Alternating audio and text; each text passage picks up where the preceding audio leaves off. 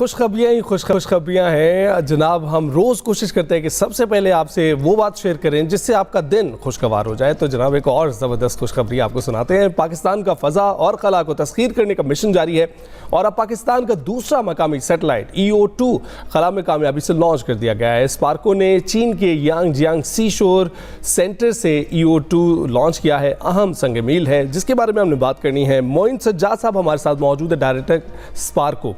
मोइन साहब बहुत बहुत शुक्रिया हमें ज्वाइन करने के लिए। कैसे हैं आप? जी अल्हम्दुलिल्लाह, थैंक यू फॉर कॉन्टेक्टिंग अस। मोइन साहब बहुत ही ज़रूरी है ये बात करना कि हमारी जो कॉन्स्टलेशन है खला में वो बढ़ती चली जा रही है। एक ताकत का अंदाज़ा होता है किसी भी मुल्क का इससे कि वो कितनी गहरी नज़र रखता है अपनी फ़ज़ाओं पर और दुनिया पर। आपको क्या लगता है कहाँ कितना अहम संग मील है ये? जी अल्हम्दुलिल्लाह, लाइक जिस तरह हमने लास्ट ईयर स्टार्ट किया our launch of very satellites, तो this is so far going very successful और this is the 6th satellite, यानी ये हमारा 6ठा सैटेलाइट है which we sent in the space. और इसकी वजह से our capabilities are enhanced manifold. तो लास्ट ईयर हमने EO1 सीरीज स्टार्ट की थी, that was the first of its kind और दैट परफॉर्म वेरी वेल। उसकी इमेजरी, उसके रिजल्ट्स बहुत अच्छे रहे और इसी को कंटिन्यू करते हुए हमने ये 2nd satellite last week launch किया। और इससे जो है ना, जो हम फजाओं से पाकिस्तान और दुनिया के किसी भी हिस्से पे हम किसी भी किस्म का इमेजरी ले सकते हैं, एनालिसिस कर सकते हैं। तो अल्हम्दुलिल्लाह हमारी कैपेबिलिटीज इस लांच से बहुत ज़्यादा बढ़ गई। बिल्कुल ऐसे ही है। तो मोइन साहब, इसको सी शोर सेंटर से लॉन्च करने की ज़रूरत क्यों पड़ी? जी, जैसे आप देखते हैं कि आजकल है कि एनवायरनमेंट का जो कोई भी किसी भी एक्टिविटी से जो उसका एनवायरनमेंट पे इफेक्ट है वो कम से कम आए, तो ये उसी की कंटिन्यूएशन है। आप देखते हैं कि जो सैटेलाइट होता है बज़ाहिर तो वीडियो में आपको बड़ी दूर से उसकी वीडियो आ रही होती है, लेकिन एक्चुअली उसका रॉकेट और सैटेलाइट इटसेल्फ एक काफी सिग्निफिकेंटली लार्जर साइज के होते हैं। एक तो उसकी ट्रांसपोर्टेशन जब आप करते हैं दैट इज एन इशू, फिर आपको ट्रैफिक को रोकना पड़ता है।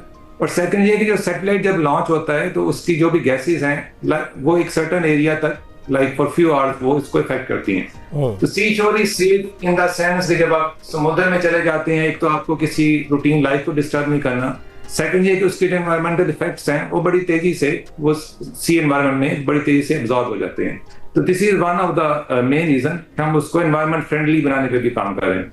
बेहतरीन। तो मोइन साहब ये भी बताइएगा, हमारे जो 6 सैटेलाइट्स आपने बताया कि हमारे खला में अब मौजूद हैं और इसका इमेजरी का काम है, तो प्राइमरी क्या फोकस होगा कि इस सैटेलाइट से क्या खिदमत लेनी होगी? आप देखते हैं कि अक्सर जब भी किसी मेगा प्रोजेक्ट्स पे काम होता है, आप यू वांट टू प्लान कि अच्छा जी यहाँ पे अगर अंडरपास बनने हैं या ओवरहेड बनने हैं या इनका एक कम्बिनेशन बनना है, तो ये एक ऐसा मेजर प्रोजेक्ट होता है जिसपे फिर आप सेटेलाइट इमेजरी से एक इनिशियल इमेजिंग लेते हैं और उसकी बेस पे एक बिगर लेवल पे आप प्लान करते हैं, जिसको इस पूरे प्रोसेस को हम अर्बन प्लानिंग कहते हैं। तो इस तरह का कोई भी मेजर प्रोजेक्ट या कोई भी आप नई रोड बनाना चाहें, आप कोई नया इंटरचेंज बनाना चाहें, तो this is something where satellite imagery comes इन।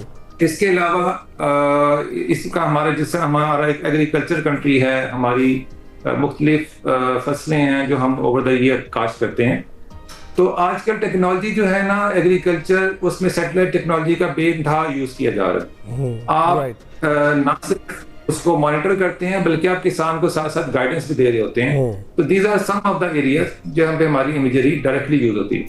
अच्छा, आपने चोलिस्तान जीप रैली उसके दौरान भी कुछ तजुर्बा किया था, उसके हवाले से बताइएगा।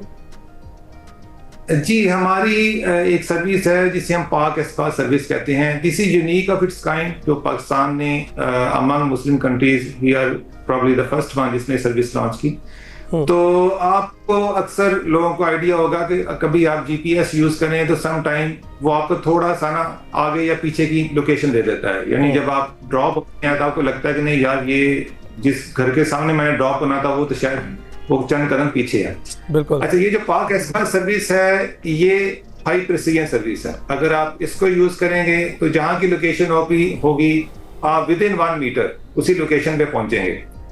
तो जहाँ पे अभी इसको हमने चोलिस्तान रैली में क्यों टेस्ट किया, क्योंकि जो अर्बन एनवायरनमेंट है वहाँ पे हमारी जो नेविगेशन है वो रोड नेटवर्क, हमारा वाईफाई नेटवर्क उसकी बेसिस पे भी चलती है और आपको एक सर्टन लेवल की एक्यूरेसी मिल जाती है। लेकिन डेजर्ट एरिया में आपकी जो नेविगेशन एक्यूरेसी है बहुत ही पुअर होती है, यानी आपको इवन 10 मीटर 15 मीटर का एरर आपको मिलेगा। राइट। तो हमारा जब कुछ रेसर से रब्ता हुआ तो उनका कहना था कि जी हम जब डेजर्ट एरिया में चलाते हैं तो हम ट्रैक लूज कर जाते हैं, बीच में जो स्टैंडर्ड जीपीएस है उसके सिग्नल आना बंद हो जाते हैं। तो हमने इस सर्विस को वहां पे हम डिफरेंट रेसर्स को ऑफर किया और अल्हम्दुलिल्लाह इसके बहुत अच्छे रिजल्ट रहे।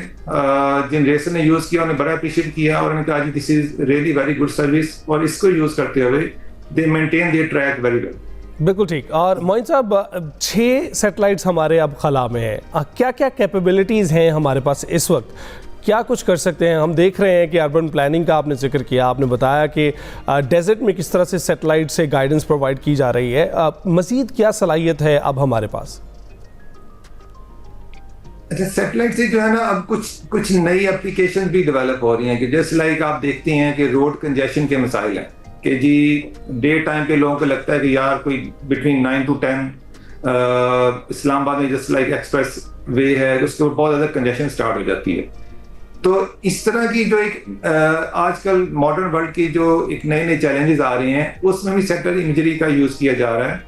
और जब हमारे सैटेलाइट बढ़ जाते हैं तो उसके ऊपर we go more closer toward, जिसे हम लाइव तो नहीं कहेंगे लेकिन बड़ी रेपिटेटिव मॉनिटरिंग हम करते हैं। और इस रेपिटेटिव मॉनिटरिंग से आप बहुत सारी नई एप्लीकेशंस सैटेलाइट बेस्ड लॉन्च करते हैं जो प्रोबेबली 1 या 2 सैटेलाइट से पॉसिबल नहीं होता। तो इसमें जस्ट लाइक इसी को एक्सपेंड किया जाए तो इवन आपका जो एनवायरनमेंट में चेंजेस आती हैं कि आपका कोई भी अगर क्लाउड आया है और ग्रेजुअली एनवायरनमेंट चेंज हुआ है तो मल्टीपल सैटेलाइट से आप उसकी बड़ी प्रिसाइज इंफॉर्मेशन देंगे जो वेदर डिपार्टमेंट को या जो भी एग्रीकल्चर के लोग उससे इफेक्ट होते हैं उसका बड़ी प्रिसाइज इंफॉर्मेशन दे सकते हैं जो मल्टीपल सैटेलाइट से ही पॉसिबल है।